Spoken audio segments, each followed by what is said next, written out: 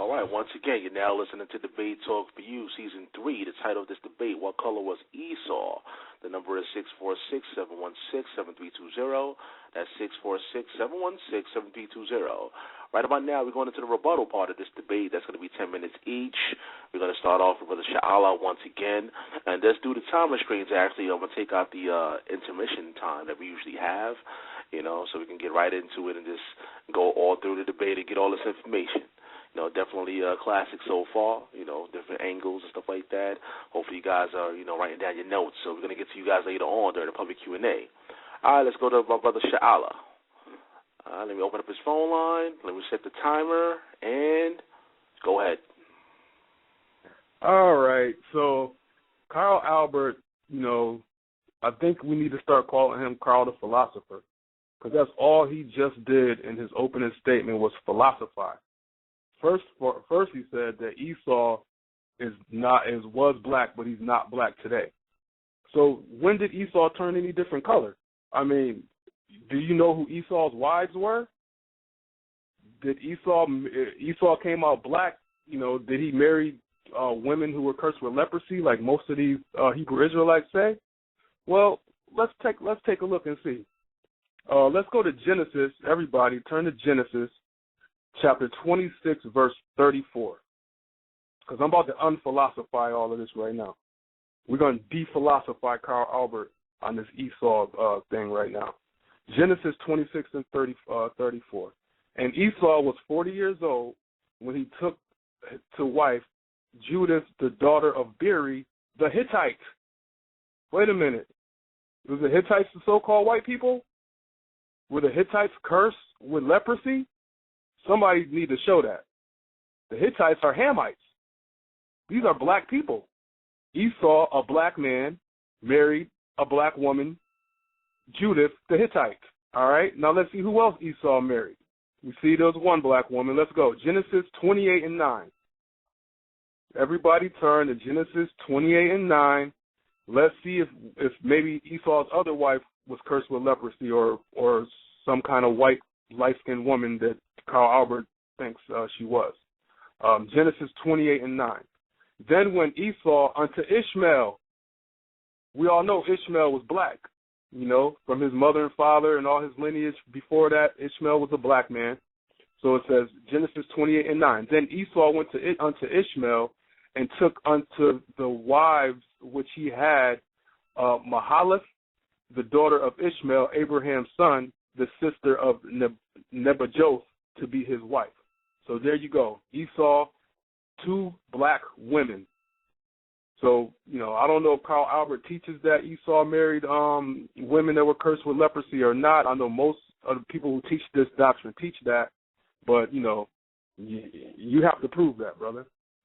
Now, so we see that Esau, based on Esau being black, there's no biblical evidence or historical evidence that says that over time Esau turned white. His name was changed to Edom, because he sold his birthright for some red soup. That's why his name got changed. Carl Albert mentioned several times that Esau was a different pigmentation, but there's no proof of that. The scriptures say that he was born red all over like a hairy garment. He was red and hairy. Carl Albert also said, well, you know what? Before I go to that next one, Carl Albert said that Esau skin color was different, but there's no biblical evidence to say that. The story itself says that he came out red all over like a hairy garment. That's what it says. Now, if you look up that word, let's see.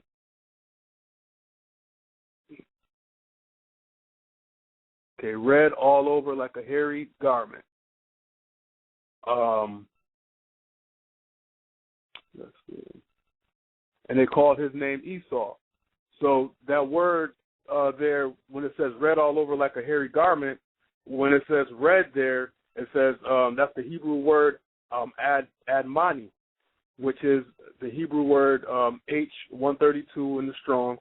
It says reddish, of the hair or the complexion. So it could mean that he had a red hair or a red complexion. Even if he did have a red complexion, we already seen from the biblical source that it was a reddish brown color. It wasn't the same color as the so-called white man. It wasn't a pale leprous type of skin, or color. So it says reddish of the hair or complexion. Carl Albert said, oh, wait, black people don't have red hair. So let's smash that. I want everybody to go on Google. Carl Albert said that black people do not have red hair. So how about we find a whole island full of black people that have blonde and red hair? They are called the Melanesians. So let's spell it out in your Google. M-E-L.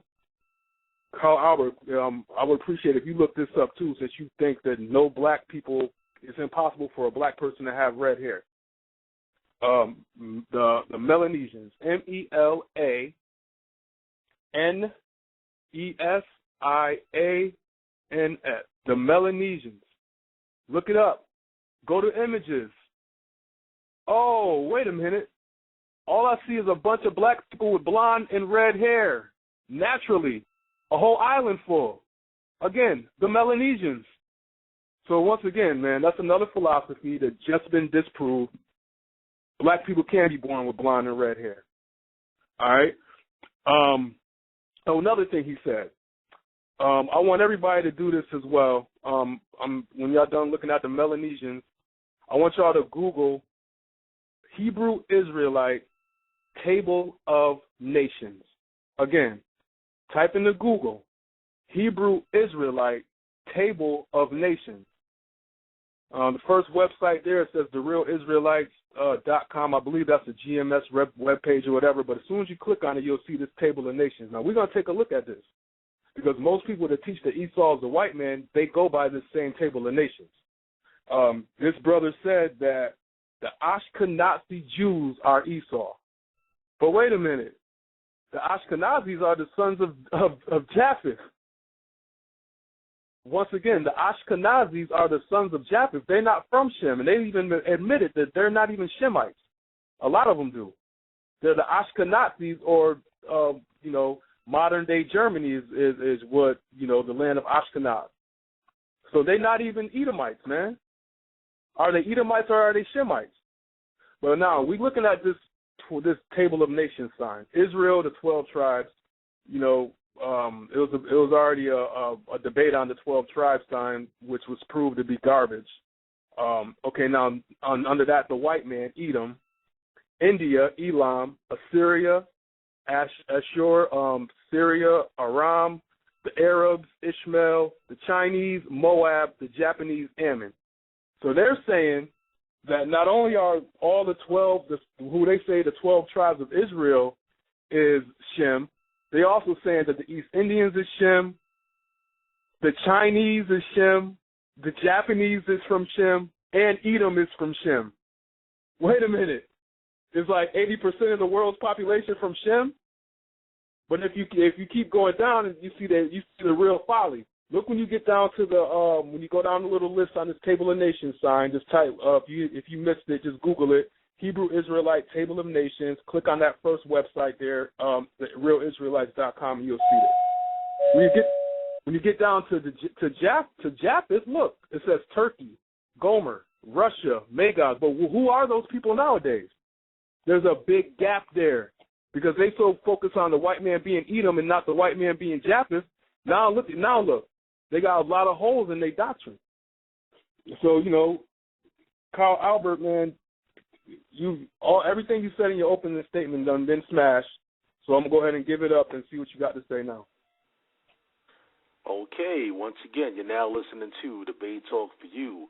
The title of this debate, What Color Was Esau? What color was Esau? The number is 646-716-7320. That's 646-716-7320. Slight modification. What I'm going to do after the cross-examination, due to time restraints, instead of going into the second rebuttal, I'm going to save that for later. We're going to go right into the public Q&A. where you, the listening audience, will call in with your questions, your comments. My dialing number is 646-716-7320. So once again, after the cross-examination, we're going to go straight into the public Q&A. I want to hear from you guys. I want to hear, get your response from the people out there. So if you know you're going to have a question, you can press the number 1 right now, and I'm going to just go down in order and receive your questions. All right, so let's go to Carl Albert and get his perspective on this particular debate. Let me just reset the timer, and you can go ahead, Carl. Okay. Due to the fact that one is trying to quote me, which one can rewind it and listen to the quotes, I said the pigmentation of Esau was different due to the fact that he came out a different color. And it said red. It said red like a hairy garment. And then one would take that and denote the fact that Esau means hairy from strong or whoever they get that from. Then it's saying Esau came out a baby and he was fully hairy like a garment. Now it's saying because he was red and then his name is hair, meaning like hairy, that he came out hairy and his hair was red. Now, how many babies you know come out fully hairy or just their head have hair on it? I don't know how many babies y'all have seen born, but I never seen one came out like an animal with hair all over it. Even they don't come out full hairy. Their hair grow over time. So either Esau's skin pigmentation was red or either his hair was red. And if you go to Ruddy with David, you either have to say David's skin tone was red or his hair was red. You know what I'm saying? Seeing that he is the nephew of, yes, Esau. But, like I said, philosophy, like I said, I don't have to go to a lot of scripture because the point is, was Esau black? And if he was, when did his color ever change or did it not change? That's what one would have to prove. It's not on me to prove that. I'm not here to prove it or disprove it. What was his color? What was his color? That's what the debate is about. Me, I don't know. I wasn't there. I don't know what his color was. But it was different than his brothers due to the fact that the Bible tells you it was some difference there. And then, as the brother pointed out, the only difference, as Josephus and all them say, is the fact that Esau was hairier than him. Which going back to the fact that he's saying the man came out hairy, the man is hairy, and his hair is red, but he's a black man with red hair. Let's go to this website and see black people with red hair. Okay, so you telling me that a phenomenon happened that the first black man that recorded in the Bible with red hair is Esau. And then we see now black people with red hair. Or has it been a mixing of the races where you can find quote unquote Negroes or African Americans or Haitians that was mixed with Israelites or got off the slave ships that mixed with other races due to raping and everything else, that they now have red hair or whatever? I mean, you have to do a lot of stuff to try to prove that. And you cannot prove that by biblical points that this man came out of the womb hairy, and just because when Isaac wanted his, venison, that, Jacob put on hair to show he was Esau. I mean, that's scripture. That's sound as ever, because that's scripture. But once again, why would he have to have his name changed to Edom because he ate some red pottage when he was already redhead or his skin was red?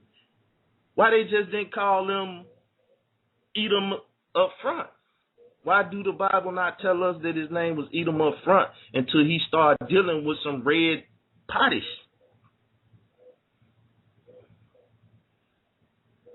This is how, when one trying to teach or edify, which this is what one should be doing here, more than anything, what was the color? I don't know. What's the color today? The most dominant likely color for Esau today is Caucasian, like skinny, due to, like I said, the facts that he replaced Jacob. There's no doubt if you go in the book and deal with that. And I even think I'm doing a lesson or sometime on this debate talk forum about that. I can't remember the next lesson or whatever I'm gonna do on here, but if not, I do it on the huddle too. But Esau replaced us, and if he replaced us, then you would see him. You know what I'm saying? In the history books, and if he was still black today, he would be over there in the land, and you would see him. You know what I'm saying? Or where is Esau?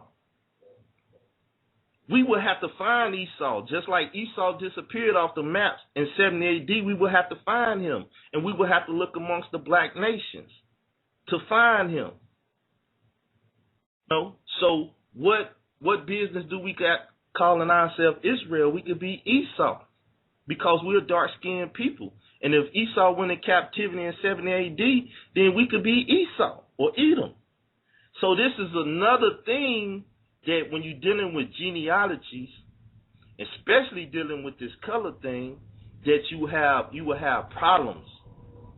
You know what I'm saying? Like I said, I'm not here to debate in the sense that most people. I'm here more for reasoning. Let's get an understanding of what we're saying, why we're saying it, and how we're saying it, because we're teaching people these things and they can be stumbling blocks. I'm not philosophizing. I'm reasoning. If you tell me that this man came out hairy, then I got to think about babies coming out full hair. Never seen one, never seen a picture of one coming out full hair.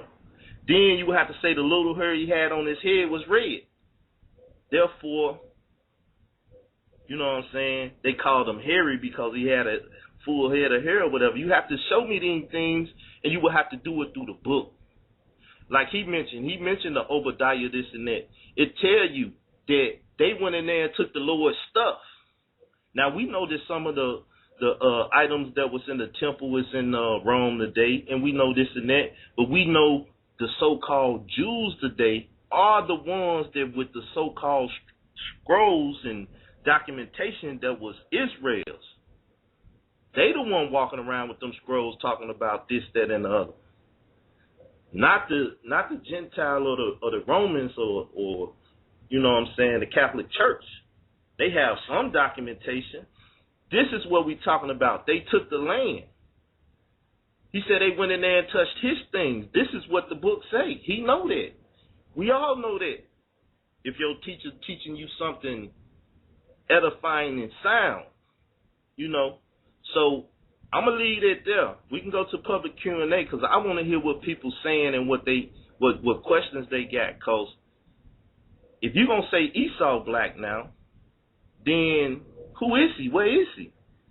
Or he was black and has he changed his color? No one is addressing that. Most definitely this brother. So when we get to the public Q&A, it'll be cool with me because I want to deal with that.